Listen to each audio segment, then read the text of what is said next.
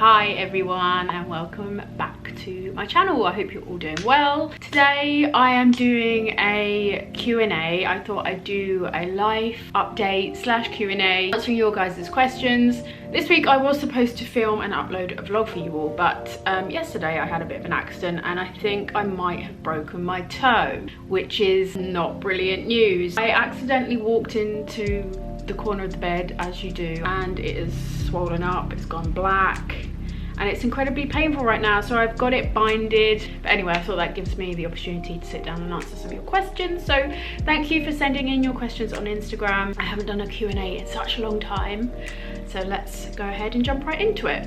Lots of questions about Bali, so I thought I would answer a few of those.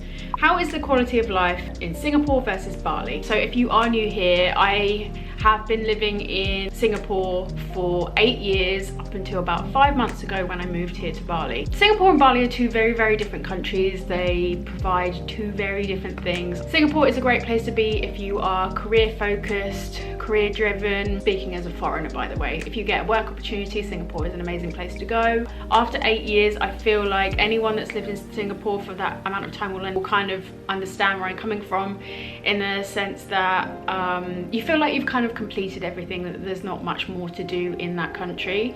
And for me, I like to keep things fresh and moving. And although I am traveling between Singapore and Bali still quite often because I have a business there, I still do work in Singapore. Bali is a place that I wanted to come for just a change. I have loved this country for so many years. I've come to Bali for holidays. I just love the lifestyle in Bali. I love that I can rent a more affordable place. I get a little bit more for my money in terms of accommodation, because we all know what the rent is like in Singapore at the moment. It has gone crazy. I love that the beach is down the road. I love that I can go watch an incredible sunset every single evening. I love that Bali is really digital nomad friendly. That works in my favor. And I love that there is so much in this country and surrounding Bali that I can explore. I was just ready for something new, a new adventure, and so that's why I'm here. Two very different countries. Bali feels a little bit more relaxed and spiritual and that kind of thing, whereas Singapore, I feel like there's a strong emphasis on career, work life. I don't feel like there's so much downtime in Singapore, so yeah, it kind of depends on what you're looking for on a vibrational level, I suppose. Is Bali safe for a solo female? Which area to stay and get around safely? Yeah, I think so. I've heard many women say that it's been absolutely fine here solo. Balinese people are super friendly. Like, they really are such lovely people. I think it's also really easy here for solo travelers to make friends and meet other solo travelers. In terms of where to stay and how to get around safely, Gojek bikes and taxis through the Gojek and Grab app are the safest ways to get around. There's going to be a lot of people and drivers on the side of the road that will be like taxi. I would avoid doing that, especially as a solo traveler. You don't really know who they are, so I would say always book your transport through apps so that you're safe in that regard. Hope you're feeling better now. Thank you. Have you permanently relocated to Bali? Yeah, I am here for at least the next year. That's how long I've signed the lease for. So but like I said, I am back and forth between Bali and Singapore every month or every couple of months for work. And also I just love coming back and forth. Like, Singapore is still like my home to me, so you know, I have my friends there, I have everything else there, and so I like Singapore in small doses. That suits me perfectly. How are you doing with your finances? Do or did you ever struggle? Working as a freelancer, there is always ebbs and flows to your income. You could have a few months without hardly any work at all, and then you could hit a certain point in the year and all of a sudden you get all this work, and it all has to be completed within a couple of months. So I'm kind of used to that now. So the difference between being married and then going to be like a solo female is obviously quite a shock as well. And I'm not gonna lie, there's been a lot of times where I've been worried and concerned about my income, like sustaining myself independently and things like that, but it's just something that I have had to take control of, not let the anxiety get to me, because it can be a really difficult transition in many different ways. But I think financially, women that have gone through a similar thing obviously face this feeling of like, oh my god, what am I going to do? Am I going to be able to sustain myself? So do I struggle? I mean, mentally, yes. I think that I always make sure that I keep a positive attitude when it comes to finances now. I've never been like a very big spender. I don't really spend much money. I've always been more of a saver, so in that regard, like, I've always like done pretty well. I think like the Capricorn in me as well is like a pretty hardworking. I'm weird. I feel like I'm a lazy hard worker, and I know that sounds really weird. Like, my ideal situation to me is that I barely work. I'm in a situation where I can still earn a good income, and I think I've done quite well in kind of creating that life for myself, and so that's the kind of road I want to continue on. As little work for more reward. And then also, like, I just want to, especially this year, start really focusing on investing my money and putting it in the right places. So yeah, I hope that answers your question. On the subject of finances, I just want to say a quick thank you to today's video sponsor, which is Osome. You guys know I've talked about Osome before. They are the experts in organizing your financial business account, so you don't have to worry about things like filing company reports or paying your taxes on time. So the accountants at Osome take care of all your finance admin through the Osome app, and they're always at hand to answer any questions you have about your finances. What I do love about Osome is that it's really easy to link your bank accounts and your payment systems, and then Osome basically just take care of the rest. That also means that you can spend less time worrying about your company's finances and spend more time reaching new customers and actually building your brand. So if you guys are considering opening a company in Singapore, then you can go check out the link down below in the description box. You will get a free incorporation with Osome and then 16% off of any of their services. Can you tell me more about Bali rental and property marketplace? How easy is it to move there? Yeah, like I've mentioned in my previous video, I'll link it up here. The hunt for finding a property in Bali has been super difficult. I'm not gonna lie. For me personally, it took about 5 months. I only got 2 viewings.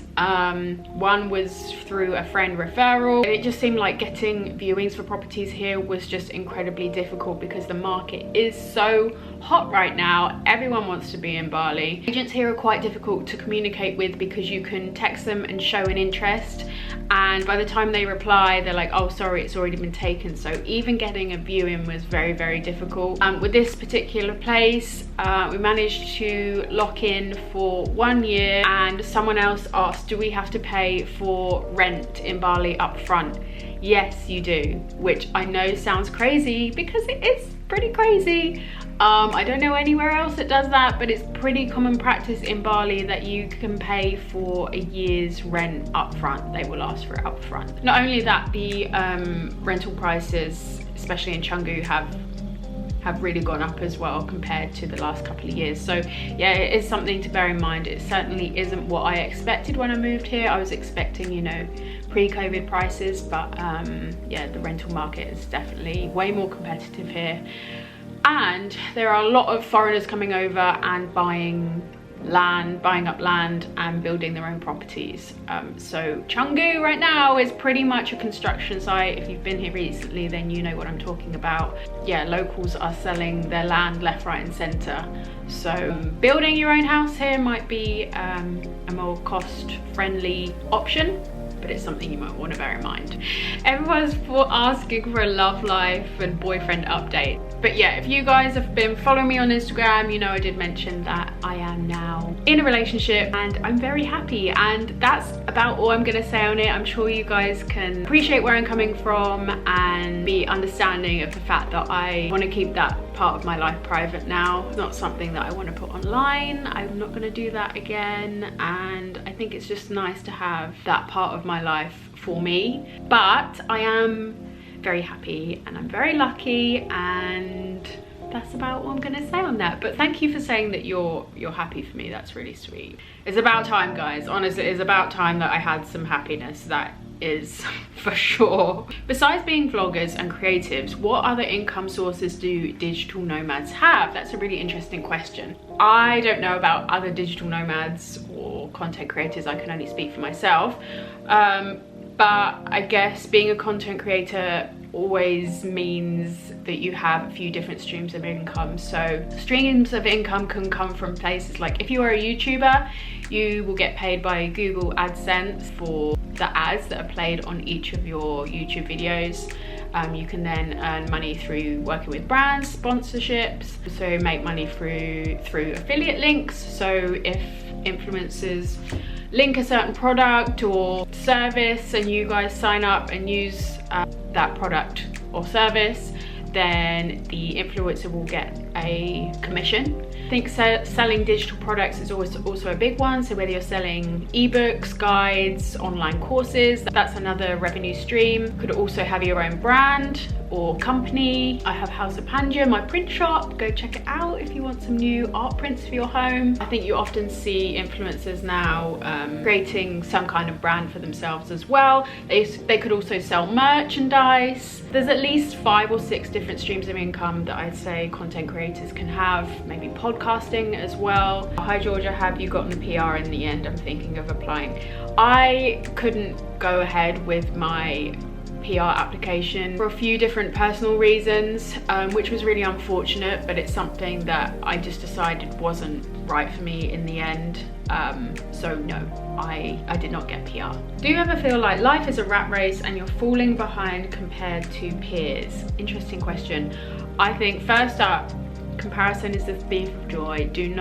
Try not to compare yourself to others, because it will literally take away all the joy in your life and you will never feel happy or content with where you are. That is rule number 1. Number 2, given my circumstances of, you know, being in the process of a divorce and not having my own home and things like that at the age of 32, of course I've had those doubts in my head where I feel like I'm behind and everyone else has got it sorted and I'm not where I'm supposed to be. But that is life, and it is the hard truth that everyone is on a different path, everyone is on a different timeline, and instead of beating myself up and focusing on what I don't have, I make a conscious effort now to focus on what I do have. I'm living in Bali. I've got this amazing new life that I've started. It's my dream life, something that I would write about in my journal just a couple of years ago.